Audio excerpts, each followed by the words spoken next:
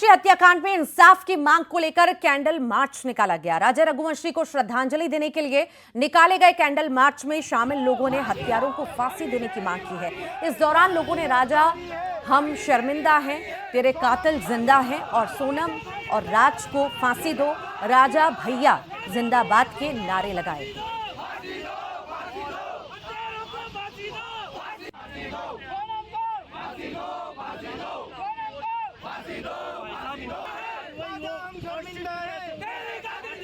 पिता को कभी अपने बच्चे से मिलने नहीं दिया जाता। राजा के न्याय की गुहार लगाई है।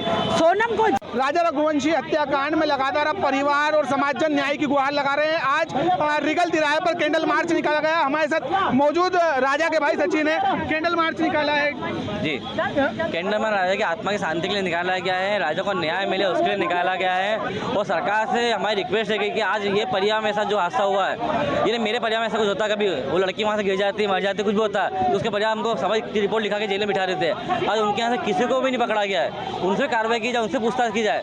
क्या कुछ जैसा आज लड़की ने मर्डर किया उसमें कुछ हादसा घरवाले का होता है क्या, तो उस पर कार्रवाई की जाए। लगातार बातें अब सामने आ रही कि परिवार के कुछ लोग भी हो सकते हैं, उनके शामिल हो सकते हैं। फिर चर्चा नार्कोटिक्स की जांच की जाए, ऑटोमेटिक सब चीज़ हाथ में आ जाएगी, कौन सही कौन गलत है। लगातार अलग अलग चीजें सामने आ रही है। सोनम को लेकर किस तरह की सजा की मांग कर रहे हैं? फांसी की तो सजा माफ हो जाएगी, लेकिन उसको आजीवन कारावास दिया जाए जब तक वो जिंदा रहे, तो जेल में काट। राजा रघुवंशी की हत्या महज 18 मिनट में हुई। शिलांग पुलिस एक के बाद एक खुलासे कर रही है और स्कूटी से लेकर खाई और शव कैसे मिला इसका खुलासा भी किया गया है। आइए एक रिपोर्ट के जरिए देखते हैं।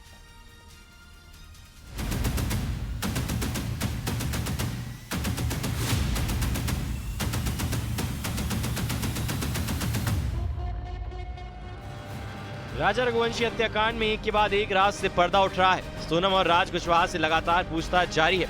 वहीं शिलांग पुलिस भी लगातार खुलासे कर रही है। वहीं शिलांग पुलिस ने बताया कि जब दोनों से पूछताछ की गई तो एक नहीं बल्कि 2 कत्ल की वारदातों को अंजाम दिया जाता है। पहला कत्ल एक पति राजा रघुवंशी का और दूसरा कत्ल रिश्तों का, उस भरोसे का जो भरोसा एक पत्नी सोनम रघुवंशी ने यहाँ पे आके 3 आरोपियों के साथ मिलकर तोड़ दिया। सोनम और राज से पूछताछ के दौरान शिलांग पुलिस लगातार दावे कर रही है। शिलांग पुलिस के मुताबिक राजा हत्याकांड का मास्टरमाइंड राज कुशवाहा है और सोनम प्लान में बराबर की हिस्सेदार थी। हत्याकांड को किस तरह से अंजाम दिया गया, इसकी पूरी प्लानिंग और हिस्सेदारी में सोनम मौजूद थी। विशाल, आकाश और आनंद कुर्मी वो यहाँ पर टूरिस्ट बनकर आते हैं और वो काबू करते हैं राजा रघुवंशी को। और उसके बाद जो सोनम होती है वो ये पूरा मर्डर होते हुए अपनी आंखों से देख रही होती है। और इस जगह पर जहां पर लोग सेल्फी भी लेते हैं, यहां से जो राजा रघुवंशी है उसको नीचे फेंक दिया जाता है। देखिए आप, ये कितना गहरा है नीचे, कितनी गहरी खाई है।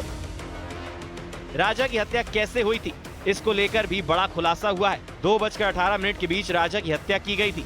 ये हत्या 3 आरोपियों ने मिलकर की थी। विशाल, आकाश और आनंद ने धारदार हथियार से राजा पर वार किया था और उस समय मौके पर सोनम भी मौजूद थी।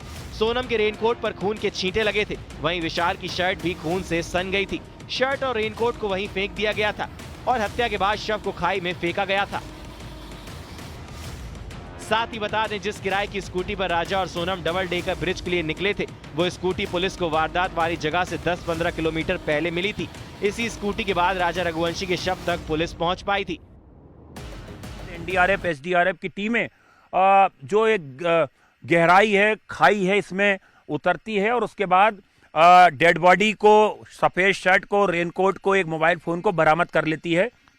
पुलिस के पास वो लास्ट लोकेशन होती है टावर की, जहां पर कि 3 मोबाइल फोन जो हैं वो स्विच ऑफ हुए थे। जो जांच में पता चलता है कि वो राजा रघुवंशी और सोनम के होते हैं।